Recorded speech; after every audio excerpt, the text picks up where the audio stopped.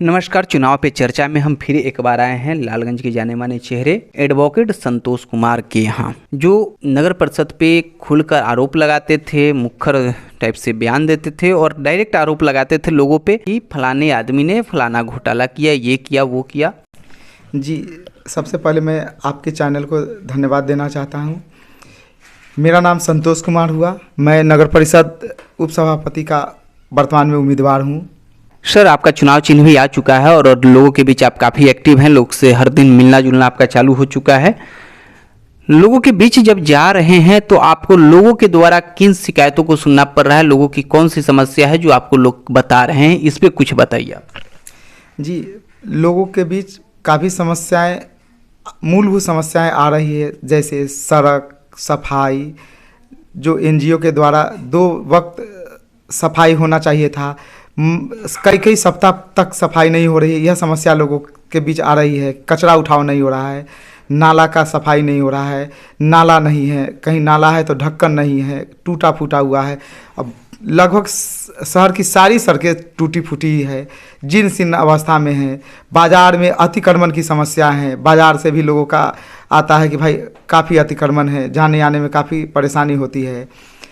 उसके बाद हर घर जल नल योजना भी धरातल पर सही तरीके से नहीं उतरा है, कई जगह टूटा हुआ है, पानी लीकेज है।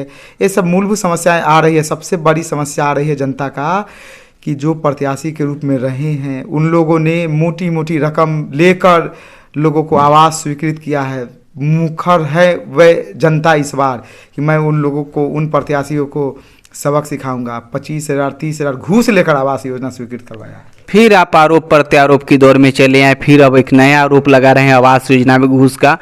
फिर इसका साबूत आपसे मांगा जाएगा, साबूत आप दीजिएगा कि फिर हवा में तीर मारना चालू कर दिए हैं? नहीं सर, हवा में तीर नहीं, पब्लिक के बीच में हम लोग घूम रहे हैं, लोगों के बीच में यह बात आ रही है। लोग ही बता रहे हैं, लोग हम ही से कह रहे हैं कि आप लोग भी घूस नहीं ना लीजिएगा हम लोगों से। हम लोग स्पष्ट करें कि भैया आप हमसे 1,000 के स्टाम्प पर लिखवा लीजिए, मैं कोई अठन्नी घूस नहीं लूँगा। यहाँ तक कि मैं अगर नगर उप सभापति बनता हूँ तो पहली बैठक में ही मैं पैड पर लिख के दे दूँगा कि सरकार से जो वेतन मिलती है वह वेतन नगर निकाय में जन कल्याणकारी योजनाओं में खर्च हो, मैं वेतन भी नहीं लूँगा। तो आप जो कह रहे हैं कि नेताओं पे आरोप लग रहा है, तो नेता लोग भी तो चुनाव जीतने के बाद जनता पे आरोप लगाते ही हैं कि पैसा लेके वोट दिया है तो फिर वो काम करेंगे तो पैसा लेंगे ही। इस पे आपका क्या सुझाव है?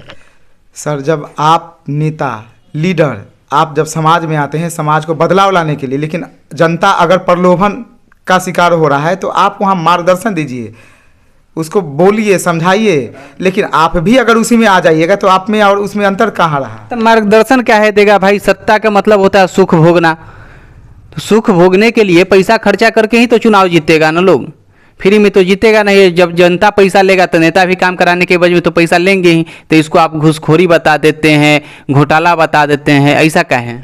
नहीं, बिल्कुल गलत बात है, ऐसी नहीं होनी चाहिए। न जनता किसी मतलब कैंडिडेट से पैसा मांगे और न कोई कैंडिडेट किसी भी पब्लिक को पैसा दे।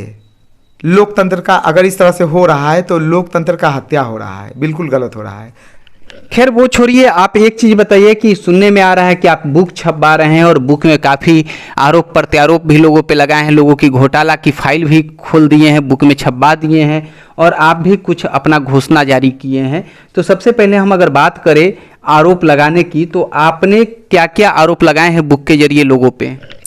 जी, सवाल बहुत महत्वपूर्ण है। आखिर जनता के बीच में मैं क्यों आया, जनता मुझे ही पोल क्यों करे, यह बहुत ही महत्वपूर्ण सवाल है। तो सबसे पहले मैं बतला देना चाहता हूं कि मैं लगातार निरंतर वर्षों से जनता के बीच रहा हूं। मैं कभी शहर छोड़कर गया नहीं। मैं नित्य दिन 24 आवर्स रहता हूं। जब भी कोई समस्या आती है मेरे पास लोग आए, मैं उनका समस्या का समाधान करता हूं। तो उसी कड़ी में पब्लिक ने, जनता ने मुझे चुनाव में खड़ा कराया। मैं अपने मन से नहीं आया, मुझे पब्लिक ने ही खड़ा कराया है। और जब पब्लिक ने मुझे खड़ा कराया तो अब मेरी स्थिति बन गई कि मैं पब्लिक के बीच में जो अपना काम किया हूँ उसको बतलाऊँ। तो मैंने 3 पार्ट में पुस्तक छपवाया है। एक पार्ट में मैंने जो काम किया है सो नगर पालिका में काफ़ी गड़बड़ियाँ हुई है, घोटाला हुआ है, पद का दुरुपयोग किया गया है, वित्तीय अनियमितता की गई है। उसमें से बहुत सारी फाइल है, सैकड़ों फाइल है, तो उस सब नहीं, मात्र 6 बिंदु हम लोग रखे हैं। उसके बाद आखिर हम को ही प्रत्याशी के रूप में क्यों चुना जाए। तो कुछ घोषणा पत्र भी 16 बिंदु का है, मुख्य बिंदु जो है वो लाए हैं हम। आप जो आरोप प्रत्यारोप लगा रहे हैं उस पेज के 5वें नंबर बिंदु पे एक आरोप आप लगाए हैं कि एक विकास मित्र की बहाली में इतनी धांधलियां की गई कि उसकी संचिका ही बदल दी गई और आज तक उस क्लस्टर वार्ड में कोई नियुक्तियां भी नहीं की गई। वो विकास मित्र थे कौन और किसने ये धांधली की, इसके बारे में बताइएगा। जी बिल्कुल, हम बतला सकते हैं। 2016 की बात है सर। बिहार महादलित विकास मिशन की ओर से विज्ञापन निकाला गया। उसमें 21 सितंबर तक अप्लाई करना था। 21 सितंबर, संजोग से अभी सितंबर चल रहा है, याद भी आ गया। 21 सितंबर 2016 तक अप्लाई करना था। उसके बाद 24 को मेधा सूची निकालना था। 1 अक्टूबर को एसडीओ हाजीपुर के द्वारा अनुमोदन करना था और 4 अक्टूबर को 2016 को नियुक्ति पत्र देना था सर। तो वहाँ काफ़ी धांधली की गई। वार्ड नंबर 4, तत्कालीन वार्ड नंबर 4 वर्तमान 9 के आवेदक एक है शिवनाथ राम के लड़का विकास कुमार अप्लाई किया। एक और लड़का है कृष्ण कुमार जहानाबाद का, 2 लड़का अप्लाई किया सर। इतनी धांधलियाँ की गई उस समय तत्कालीन कार्यपालक पदाधिकारी महेश प्रसाद और उनके जो भी दल बल के लोग थे जो हैंडल किया करते थे कार्यालय के, उन लोगों ने इतनी धांधलियाँ किया कि जब नियुक्ति पत्र देना था विकास राम का तो संचिका बदल के एक चहेते लोगों को उसमें जोड़ दिया 4 अक्टूबर को। जोड़कर 3 आदमी का अप्लाई कर दिया, जबकि 2 व्यक्ति का ही अप्लाई था, वह भी संचिका मेरे पास है। तो वह पूर्व में एक किरानी जो टैक्स दरोगा हुआ करते थे उनके राइटिंग से मेधा सूची निकला। बाद में इन्होंने जब चेंज कर दिया था दूसरे किरानी के राइटिंग से निकला, वह भी हम लोग लेके गए हैं ऑनरेबल कोर्ट में, जो CWJC नंबर 19/204/2016 फाइल है माननीय उच्च न्यायालय में, पेंडिंग है अभी। सर, आप अपने घोषणा पत्र के बिंदु संख्या 13 में बता रहे हैं कि लालगंज रेफलर अस्पताल का नाम आप सिंहेश्वर ठाकुर के नाम पे रखवा दीजिएगा। तो ऐसा भी तो हो सकता है कि ये आपकी सोच मंशा जो है ठाकुर समाज की वोट एकत्रित करने के लिए हो रही हो?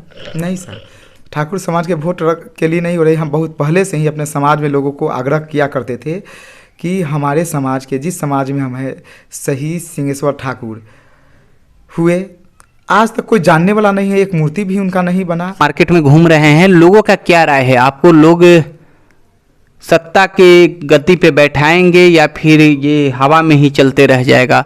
लोग भी कहीं ना कहीं किसी और के पाले में चले जाएंगे? सर, ये तो लोकतंत्र है। अब जनता जनार्दन का जो मत होगा, जो निर्णय होगा, हमको मान्य होगा। लेकिन हम जनता के बीच जा रहे हैं, जनता का आशीर्वाद मिल रहा है, समर्थन मिल रहा है।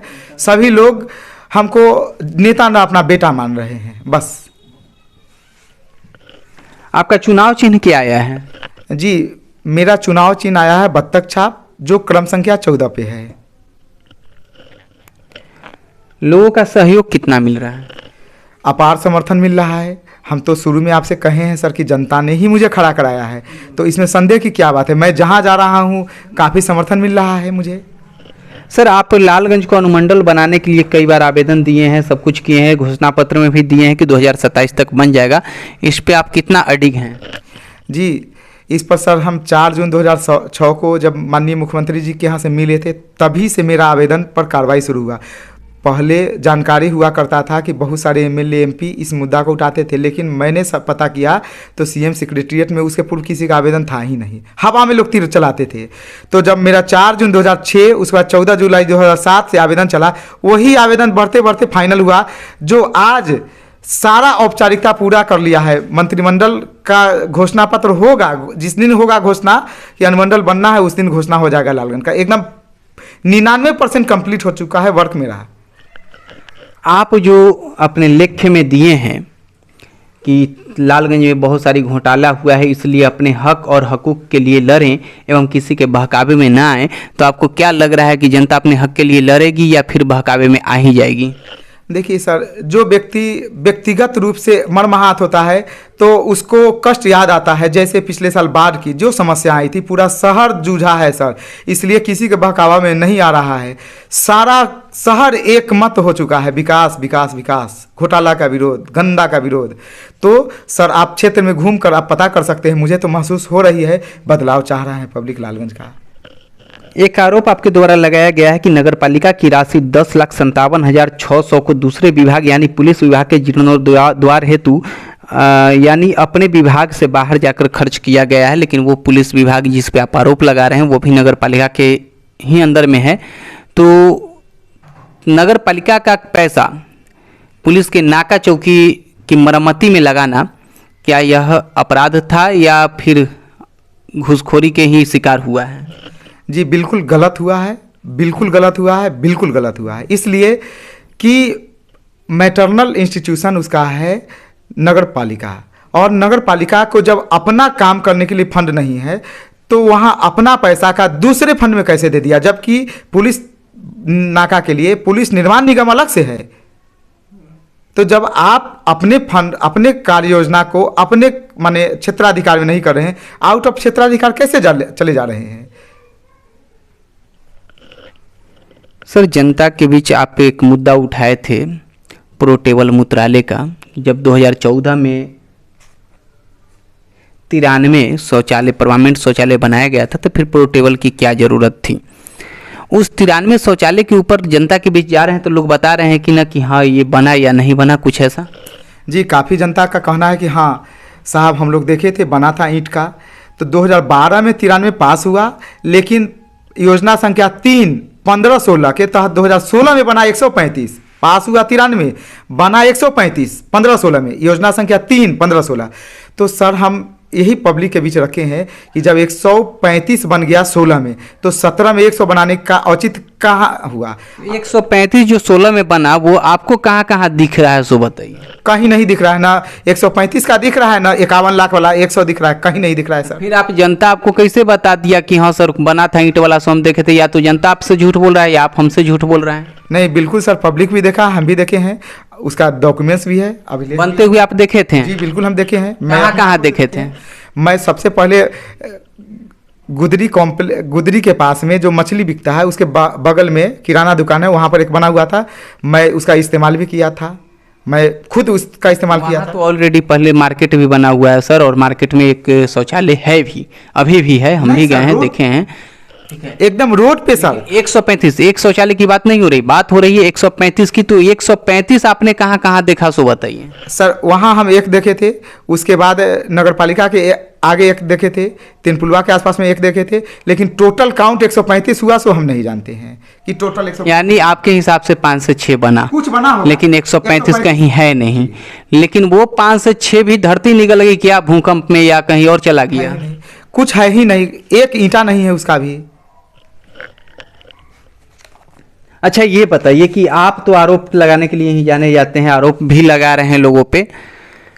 आपके आरोप लगाने के बाद लोगों की क्या होगी ये जनता जाने, खैर आपका क्या होगा सो बताइए।